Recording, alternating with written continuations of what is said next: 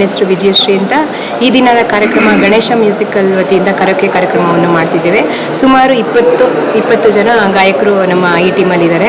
ಸುಮಾರು ಒಂದು 45ರಿಂದ 50 ಹಾಡನ್ನ ಆಡ್ತಾ ಇದ್ದೀವಿ. ಎಲ್ಲ ಕಲಾವಿದರು, ರಾಜ್ಕುಮಾರು, ವಿಷ್ಣುವರ್ಧನು, ರವಿಚಂದ್ರನ್ದು, ಆಮೇಲೆ ಶಂಕರ, ಎಲ್ಲ ಕಲಾವಿದರು ಹಾಡುಗಳನ್ನ ಆಡ್ತಾ ಇದ್ದೇವೆ.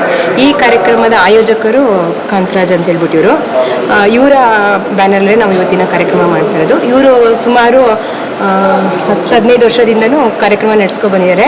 ಇವತ್ತಿನ ಕರೋಕೆ ಕಾರ್ಯಕ್ರಮ 6ನೇದು ಮಾಡ್ತಾ ಇದ್ದೀವಿ. ಇದು ಅಲ್ಲದೆ ಇದೇ ತಿಂಗಳು 24ಕ್ಕೂ ರಾಜ್ಕುಮಾರ್ ಹುಟ್ಟಿದಬ್ಬದ ಪ್ರಯುಕ್ತ ಇದೇ ಟೌನಲ್ಲಿ ರಾಜ್ಕುಮಾರ್ ಬರ್ಡೇ ಪ್ರಯುಕ್ತ ಹಾಡನ್ನ ಅವರ ಫ್ಯಾಮಿಲಿ ಇದೆ ಎಲ್ಲ ಹಾಡನ್ನ ಆಯ್ಕೆ ಮಾಡಿಕೊಂಡು ಹಾಡ್ತಾ ಇದ್ದೀವಿ. ಸುಮಾರು ಒಂದು 25ರಿಂದ 30 ಜನ ಗಾಯಕರು ಇರ್ತಾರೆ. ಸರ್, ಫಿಲಮ್ಮು ಅದು ಎಲ್ಲ ಹೋಗಿ ಅವ್ರಿಗೆಲ್ಲ ಇತ್ತೀಚೆಗೆ ಫಿಲಮ್ಗಳೇ ಬೇಜಾರಾಗ್ಬಿಟ್ಟಿದೆ.